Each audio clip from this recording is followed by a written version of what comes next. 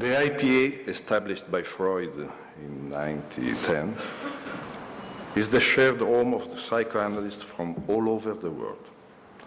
The IPA's headquarters at Broomhills, with its highly qualified specialist staff, managed by the executive director, Paul Craig, gives us all the support we need to deliver a coherent organization. This enables us to take advantage of all the skills and the talents of the IPA's members. Our administration, like those that have preceded us, intends to preserve the spirit and the general functions of the IPA, but not in a way that is fossilized. For this precise reason, we have planned a number of innovative developments and improving changes geared towards keeping the association efficient, representative, and beneficial to its members, the communities it addresses, and those it could potentially address, as well as to the institutions that could work together with the IPA in a fruitful way, and precisely towards strengthening it in a changing world. These developments and changes are the subject of our presentation today, so that we can share with you the overall vision that characterizes these plans.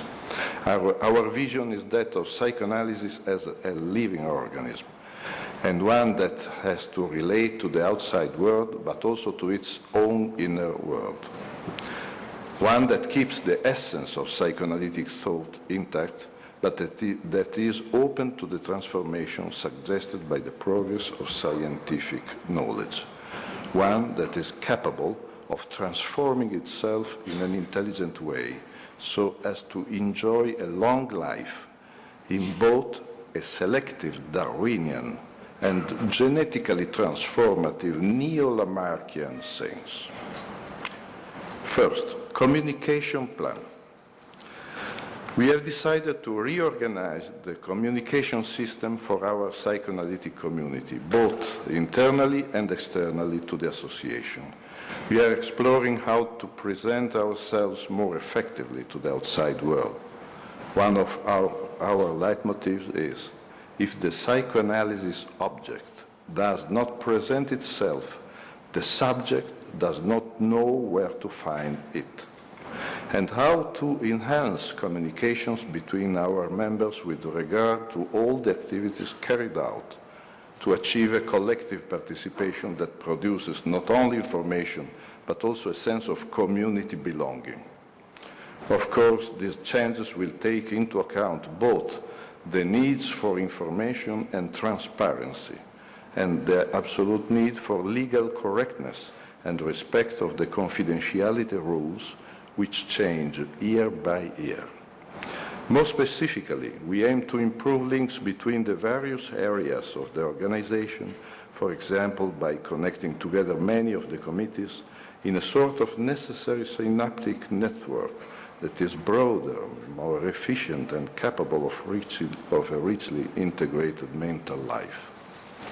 Second, the website as a mental field for the psychoanalytic community. The website is not a bulletin board for messages. It is a living expression of the scientific, cultural, and interactive life of contemporary psychoanalysis.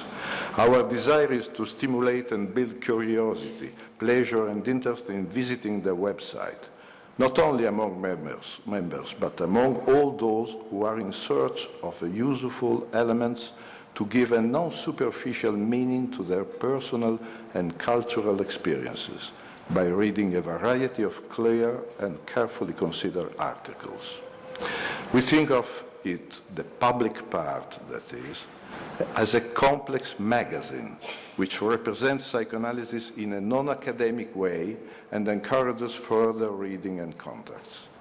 Part of it will be interactive with blogs and discussion forums in constant evolution. We have the people, the technical tools, and the ideas to do it, and it would be such a shame not to use these resources and this opportunity. Third, intersight in education. Just like an intelligent and complex organism, Psychoanalysis must continually reflect on the flow of expertise to the new generations of analysts. Our aim is to ensure a serious and frank discussion between the various societies with regard to their training, so that IPA membership is not based solely on formal and/or quantitative criteria, and that the experiences and specific characteristics of the various psychoanalytic schools are better known and become the object of shared knowledge. I personally think that only a true, in-depth debate can mark the difference between a scientific community and a religious community, distinguishing what is recognized as truly essential on the one hand from what is experienced as sacred on the other.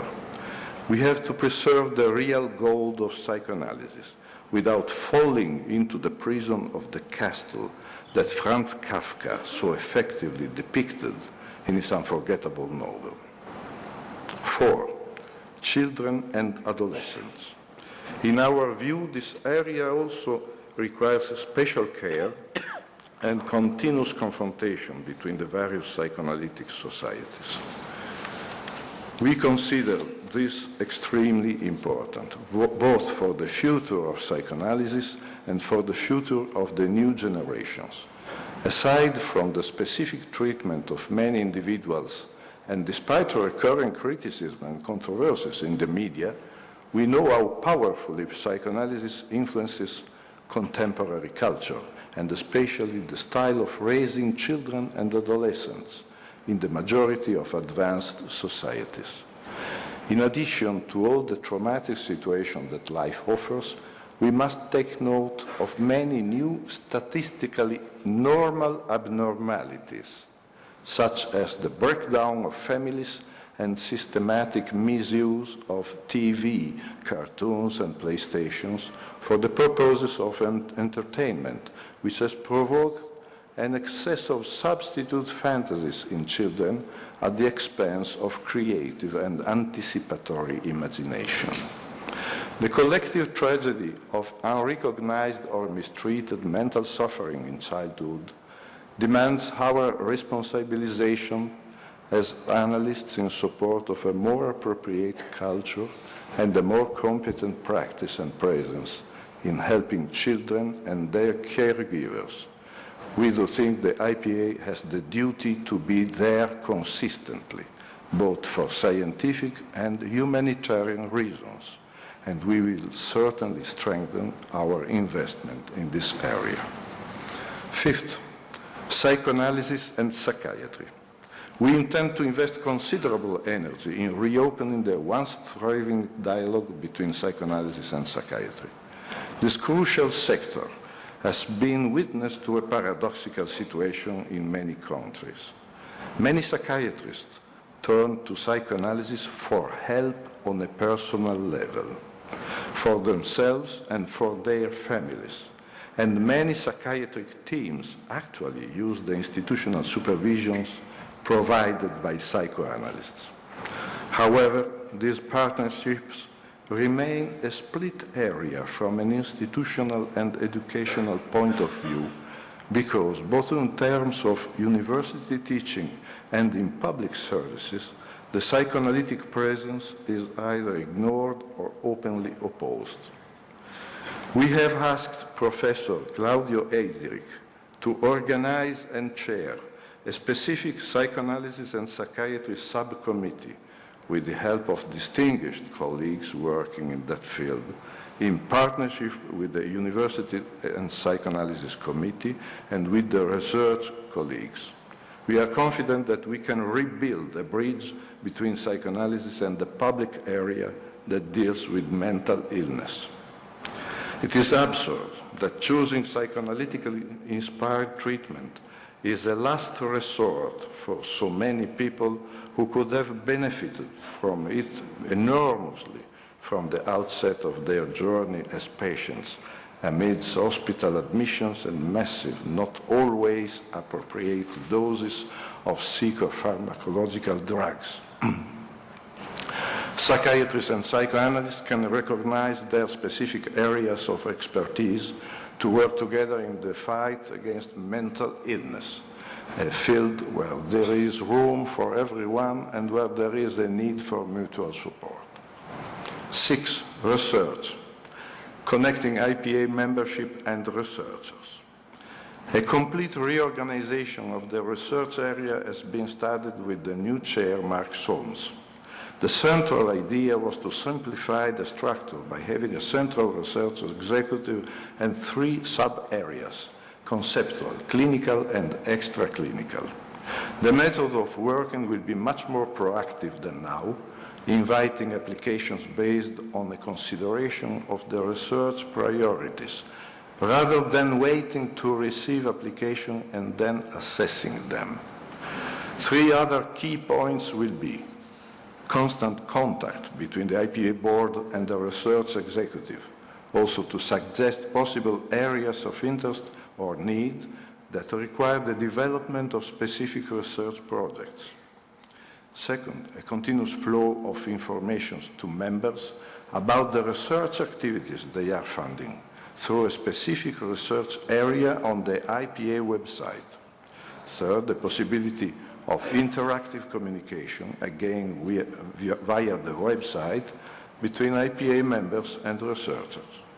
In essence, since the economic efforts of the IPA in support of research are substantial, around 20% of the total budget, it seems only right that IPA members are regularly informed about the activities carried out in this field, and that they also have the opportunity to express their opinions constructively with regard to those activities. 7th, the IPA Regions Electronic Journal.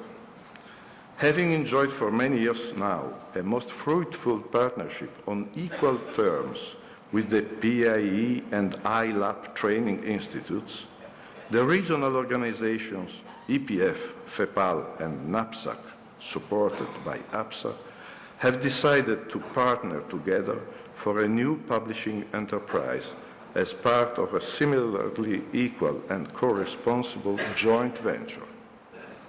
The IPE Regions e-Journal, a supranational scientific body owned neither by a society nor by private individuals, but by the institutions mentioned earlier, is currently undergoing study by a special committee made up of institutional representatives and technicians who will prepare a plan to be implemented in a short time. This idea has gathered a vast consensus, as it did seem paradoxical that despite an international psychoanalytic institution having existed for over a century now, the community did not have its own journal to represent it fully and impartially. This new journal will be different from the already existing, long-standing, prestigious journal, and will be committed to ensuring the absolute internationality of its editorial management, including policies of editorship rotation and representations of all countries at all levels. If, as seems certain now, we can succeed in carrying through this complex new initiative, it will be an enterprise our partners' organizations can be proud of, culturally and scientifically balanced, open to contributions from the different schools of thought, centrally independent and politically supranational. 8th, and final, the IPA Encyclopedic Psychoanalytic Dictionary. Finally, we believe that the time is ripe to embark upon another great scientific endeavor, the preparation of an IPA psychoanalytic dictionary. There are many excellent dictionaries of psychoanalysis, but the IPA, and in our opinion, only the IPA at this time, has the human resources, the scientific potential, and the cultural articulation to create an extraordinarily complete and advanced one that is truly representative of the various theoretical trends and schools in the psychoanalytic world. A work of this magnitude requires not only an extensive knowledge of psychoanalysis, past and present, but also considerable editorial and organizational skills. It will not be the work of a few, however valuable, researchers, but of several coordinated work groups. The goal is to provide all psychoanalysts and all psychotherapists who work psychoanalytically with a truly international and up-to-date tool for consultation and reference of a superior quality and wide scope, which represents both the trunk and the branches of the psychoanalytic tree, as it has grown from Freud to the present day. Conclusion. All of these ideas can become realities if we are able to work together in partnership with our colleagues from the various regions. Personally, like most of you, I spend a lot of time in clinical work with patients, in contact with both of their inner life and my own. Clinical work is the true core of analysis. There we find depth, precious, partial, timelessness, the immense potential of psychoanalysis with its secret passages that open inner doors and allow recoveries, transformations, and integrations that would otherwise be impossible. However, for a long time now, I have also been used to working with colleagues in my society, in the working parties, in the IPA board, and like many of you, I have dedicated a substantial part of my energies to our psychoanalytic community. As we all know well, each one of us draws inspiration and strength in a more or less conscious way from our own personal Urszene, the scenario of our origins. Each one of us has our own Przybor, which we can achieve if things progress well enough and if the Kafka's castle doesn't imprison us. And we will achieve our own Berggasse, our own Gesellschaft, and finally the International Association. My initial work was centered around the large kitchen of an old house in the hills near Bologna, where every evening my parents, grandparents, uncles, aunts, cousins, and siblings would gather together under an oak architrave dating back to the 15th century. My work today does not negate these origins. On the contrary, it brings them back to life here, in this great scientific and professional community that also works to integrate the old separation experiences and the further developments attained first through school, then through university, specialist hospital, seminar, and conference. My oak architrave today is psychoanalysis. Under it, our many languages and cultures are an inexhaustible wealth of resources, and we will work together to ensure that the IPA really is a home for all psychoanalysts, in the outer reality, but especially in the inner one. Thank you very much.